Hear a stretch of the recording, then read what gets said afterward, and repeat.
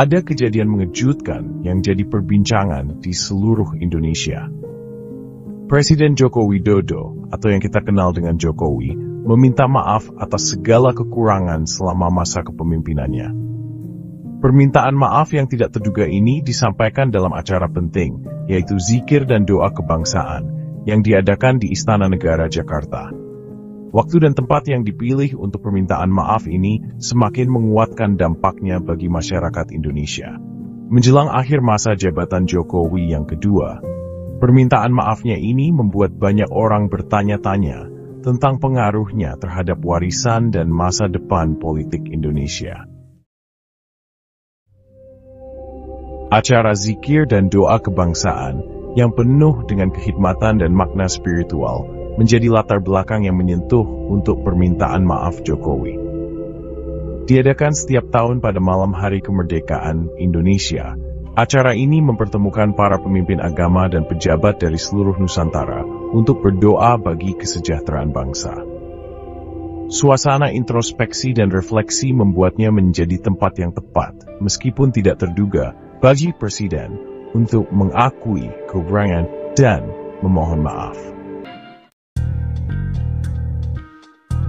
Wacana seputar permintaan maaf Jokowi telah memicu perbincangan yang lebih luas tentang hakikat kepemimpinan dan keseimbangan antara meminta maaf dan menunjukkan akuntabilitas.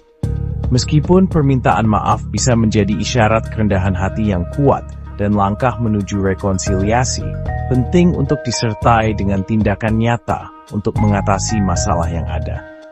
Akuntabilitas dalam konteks ini berarti bertanggung jawab atas tindakan seseorang, memperbaiki kesalahan, dan menerapkan langkah-langkah untuk mencegah terulangnya kesalahan tersebut. Perdebatan yang dipicu oleh permintaan maaf Jokowi menyoroti tuntutan publik Indonesia yang semakin besar akan transparansi, akuntabilitas, dan hasil nyata dari para pemimpin mereka. Bagian kelima. Warisan Jokowi, campuran kemajuan dan pekerjaan rumah. Memasuki tahun terakhir masa jabatannya, permintaan maaf Jokowi menambah lapisan kompleksitas pada penilaian yang sedang berlangsung terhadap warisannya. Di satu sisi, Jokowi secara luas dipuji karena mengawasi pembangunan infrastruktur yang signifikan, meningkatkan posisi Indonesia di dunia, dan memprakarsai program kesejahteraan sosial yang telah menguntungkan jutaan orang. Di sisi lain, pemerintahannya menghadapi kritik atas penanganannya terhadap isu-isu lingkungan, hak asasi manusia, dan persepsi erosi institusi demokrasi. Permintaan maaf Jokowi meski tidak terduga, dapat dilihat sebagai upaya untuk mengakui kekurangan ini dan mencari rekonsiliasi dengan mereka yang merasa dikecewakan oleh pemerintahannya. Bagian keenam, masa depan. Tantangan menanti pengganti Jokowi. Masalah yang dihadapi Jokowi selama masa kepresidenannya tidak mungkin hilang dalam semalam. Penggantinya akan mewarisi jaringan tantangan yang kompleks, mulai dari kesenjangan ekonomi dan degradasi lingkungan, hingga menjaga kohesi sosial di negara yang beragam dan berkembang pesat. Tugas Presiden berikutnya adalah membangun di atas kemajuan yang dibuat selama masa jabatan Jokowi, sambil mengatasi kekurangan dan menavigasi lanskap geopolitik yang kompleks.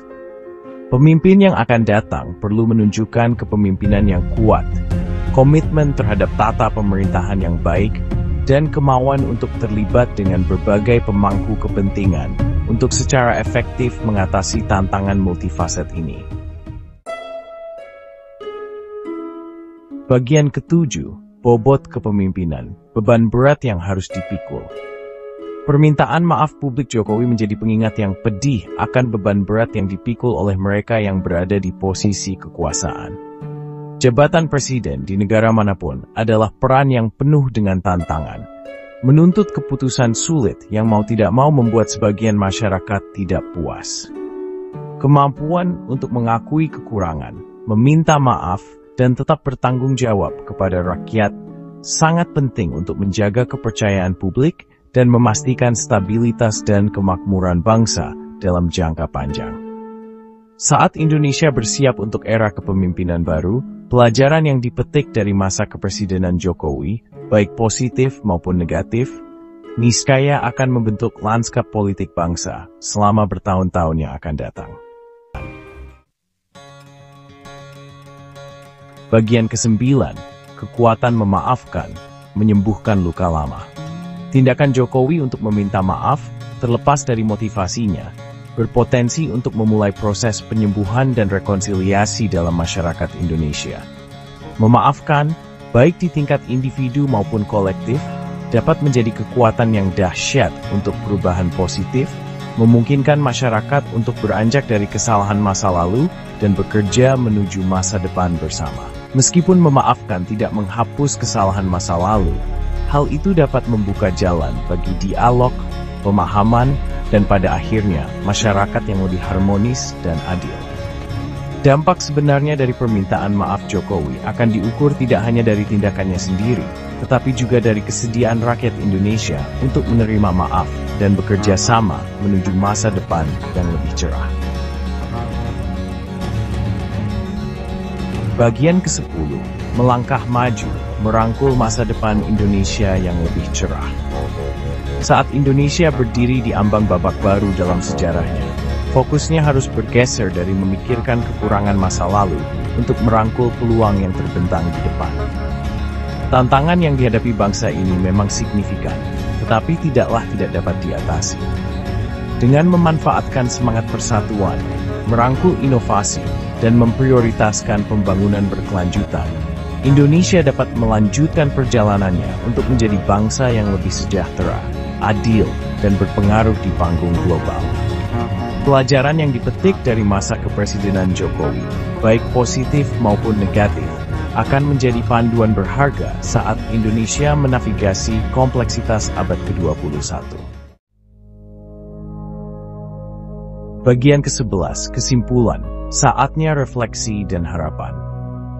Permintaan maaf publik Jokowi, sebuah peristiwa langka dalam sejarah politik Indonesia, telah memicu percakapan nasional tentang kepemimpinan, akuntabilitas, dan kekuatan memaafkan. Menjelang akhir masa jabatannya, ini adalah saatnya untuk refleksi dan harapan. Refleksi atas kemajuan yang telah dicapai, tantangan yang masih ada, dan pelajaran yang dipetik dari dekade terakhir. Berharap untuk masa depan di mana Indonesia terus berkembang, rakyatnya sejahtera, dan demokrasinya berkembang. Jalan ke depan akan penuh dengan serangkaian tantangannya sendiri, tetapi dengan merangkul semangat persatuan, inovasi, dan komitmen terhadap tata pemerintahan yang baik, Indonesia dapat mengatasi tantangan ini dan muncul sebagai mercusuar harapan dan kemajuan di kawasan dan di seluruh dunia.